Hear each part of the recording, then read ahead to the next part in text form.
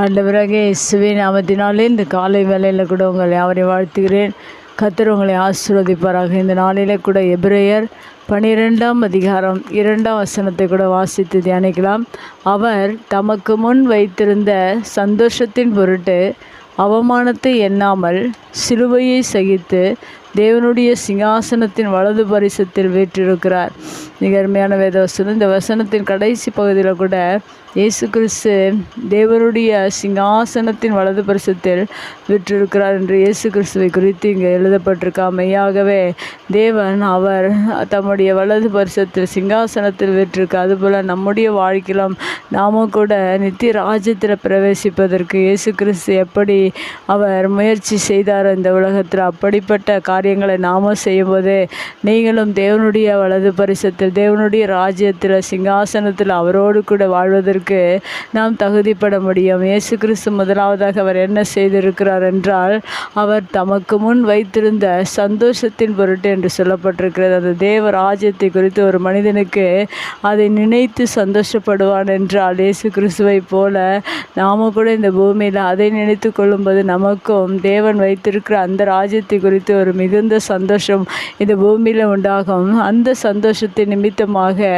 இயேசு கிறிஸ்து என்ன செய்திருக்கிறார் என்றால், அவமானத்தை எண்ணாமல் என்று சொல்லப்பட்டிருக்கிற நம்முடைய வாழ்க்கையில் அநேக அவமானங்கள், இயேசு கிறிஸ்துவுடைய வாழ்க்கையில் அநேக அவமானங்கள், நிந்தைகள், போராட்டங்கள், பாடுகள் அத்தனையும் அவர் எதையும் எண்ணாதபடிக்கு அந்த சிங்காசனத்தின் வலது பரிசத்தில் தேவனுக்கு முன்பாக வீற்றிருப்பதற்காக எதையும் எண்ணாதபடிக்கு அவர் அதை எப்படியாக நினைக்கிறார் என்றால், அவமானத்தை எண்ணாதபடிக்கு சிலுவையை சகித்து என்று சொல்லப்பட்டிருக்கிறது.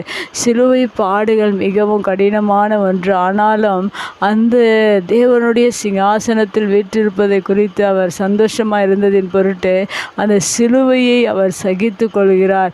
அதுபோல் நாம கூட இந்த பூமியில் தேவன் நம்மை தெரிந்து கொண்டிருக்கிறார் என்றால் அவருக்காக வாழ வேண்டும், நித்திய ராஜ்யத்தில் நாம் பங்கு பெற வேண்டும் என்றால் நாம கூட நம்முடைய வாழ்க்கையில் வருகிற போராட்டங்கள், பாடுகள் எல்லாவற்றையும் நாம் சகித்து கொள்ள வேண்டும். ஏனென்றால் இயேசு கிறிஸ்து நமக்கு முன் அடையாளமாக அவரும் சிலுவையை சகித்திருக்கிறார் என்றால் உங்களுடைய வாழ்க்கையில் வருகிற பாடுகளை நீங்கள் சகிக்கும்போது அவருடைய சிங்காசனத்தில் அவருடைய ராஜ்யத்தில் நீங்கள் பங்கு கொள்ள முடியும். அடுத்ததாக சொல்லப்பட்டிருக்கிறது, தேவனுடைய சிங்காசனத்தின் வலது பரிசத்தில் வீற்றிருக்கிறார் என்று சொல்லப்பட்டிருக்கிறது. அவர் இந்த உலகத்தில் எல்லாவற்றையும் ஜெயித்து சகித்து அவர் சந்தோஷத்தோடு கூட எல்லாவற்றையும் ஏற்றுக்கொண்டது போல இந்த உலகத்தில் வருகிற எல்லா கஷ்டங்களையும் நீங்கள் உங்களுடைய வாழ்க்கையில் இயேசு கிறிஸ்துவை போல எல்லாவற்றையும் தேவனுடைய நித்திய ராஜ்யத்தின் சந்தோஷத்திற்காக நீங்கள் சகித்து கொள்ள வேண்டும். சிலுவையின் பாடுகளை நீங்கள் சகித்து கொள்ள வேண்டும்.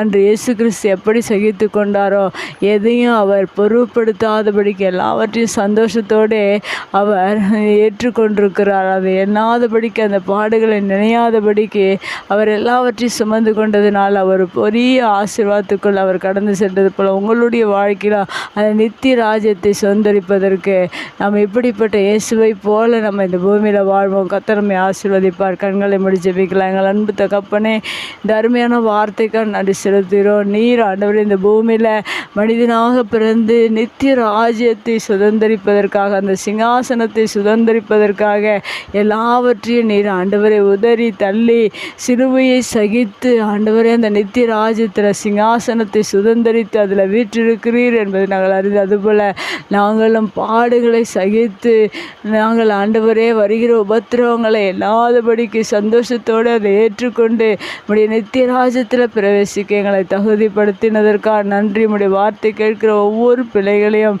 பாடுகளின் மத்தியில் ஆண்டவரே நீர் ஆண்டவரே அவர்களுக்கு உதவி செய்து நீர் ஆண்டவரே சொத்துக்கிறோம்.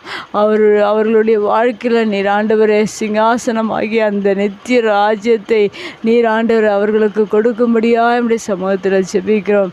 எல்லாவற்றையும் நம்முடைய கரத்தில் ஒப்பு கொடுத்து ஜெபிக்கிறோம். இயேசுவின் நாமத்தில் ஜெபங்கள் நல்ல பிதாவே, ஆமேன்.